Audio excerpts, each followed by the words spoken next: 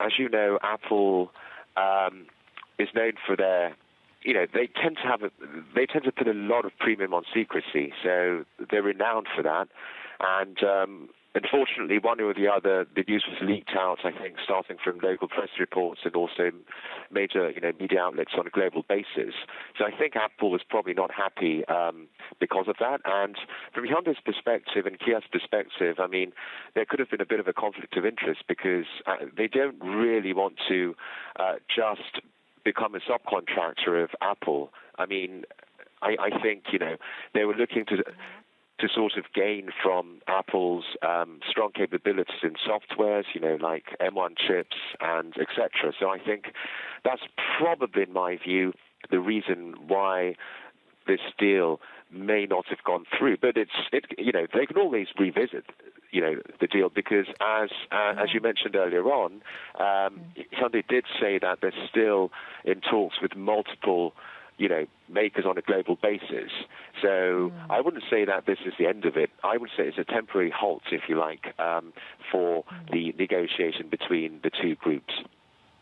Okay, interesting. And that was going to be my follow-up, because where does this leave Apple's car plans in the future? And so do you think that they can revisit? What would be the condition for them to come back to the table? And when do you think that could happen? Well, it seems that Apple's a bit desperate, right? And, they've had their sort of ups and downs. They hired the whole team from Tesla. They fired people.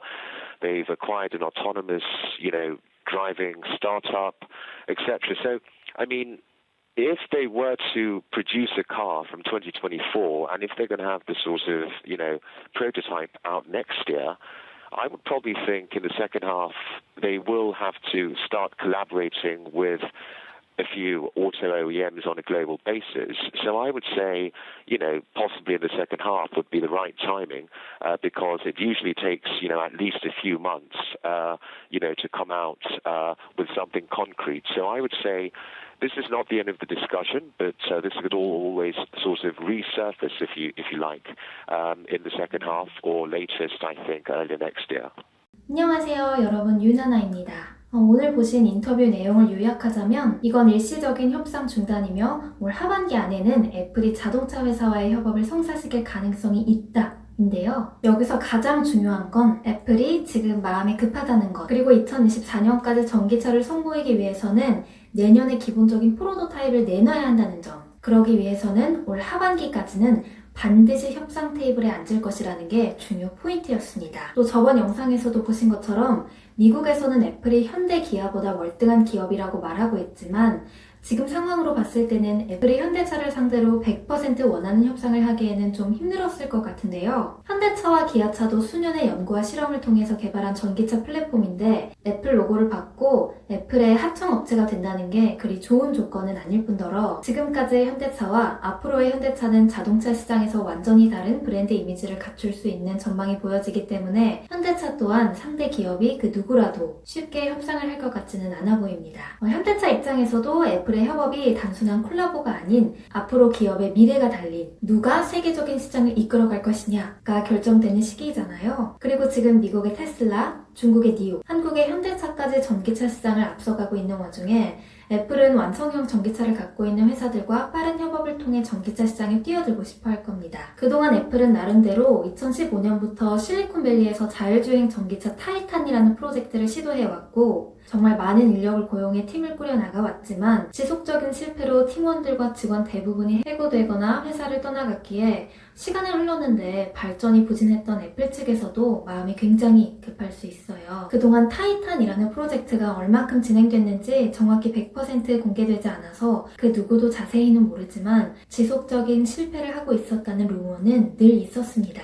하지만 애플의 자율주행 그리고 무인 차량 등을 실현시킬 수 있는 가능성을 탑재한 소프트웨어 기능은 분명 경쟁력이 있기 때문에 본인들의 네임밸류와 기술 등을 가지고 협상 테이블에서 아무리 마음이 급해도 강한 밀고 당기기가 진행되고 있지 않나 생각이 드는데요. 하지만 애플이 마음이 급하다 한들 절대 기아와 현대차와 무조건 계약을 하는 건 아닙니다. 다시 협상을 할 수도 있다고는 하지만 그때 협상 테이블에 앉을 상대가 누가 될지는 아무도 모르기에 단기 투자를 목표로 폭등할 때 고가의 기아차의 주식을 사셨던 분들이 계시다면 당분간은 각자의 소신과 투자 전략으로 대응을 하셔야 할 것 같습니다. 일각에서는 애플이라는 악재가 사라졌다라는 의견도 나오고 있기 때문에 늘 말씀드리지만 기사와 언론에 너무 휘둘리지 마시고 이럴 때일수록 더 침착한 대응을 하셔야 할 것 같아요. 당분간은 그냥 차라리 이 애플 관련 뉴스가 좀 아예 안 나와주는 게 주가가 안정되기에 도움이 되지 않을까 생각이 드는데요. 오늘 기아차와 현대차 관련 주들까지 많이 하락해서 정말 힘든 장을 보내셨을 것 같아요. 지금부터는 장이 좋아 보여서 호재 뉴스가 나올 것 같아서 단기로 들어갔다 이익 실현하려고가 아닌 현대와 기아만의 기업 가치를 보시고 중장기로 투자하시는 게 현명한 방법이지 않을까 합니다. 또 당분간은 현대차와 기아차의 투자자 동향을 계속 살펴보시는 게 중요할 것 같은데요. 오늘 개인 매수 상위 1위가 바로 기아차였을 만큼 하락하는 장에서도 개인 투자자분들이 물량을 받아내면서 Cnbc에서 예상했던 하한가를 치지 않고 14% 하락으로 마감했습니다. 현대차 또한 기아차와 유사한 투자자 동향을 보이고 있지만 현대차와 기아차의 주가와 다르게 현대차 우의 투자자 동향은 반대였습니다. 현대차 우를 개인과 기관은 꾸준히 매도 중이지만 외국인은 꾸준히 매수 중입니다. 오늘도 외국인은 현대차 우를 매수했습니다.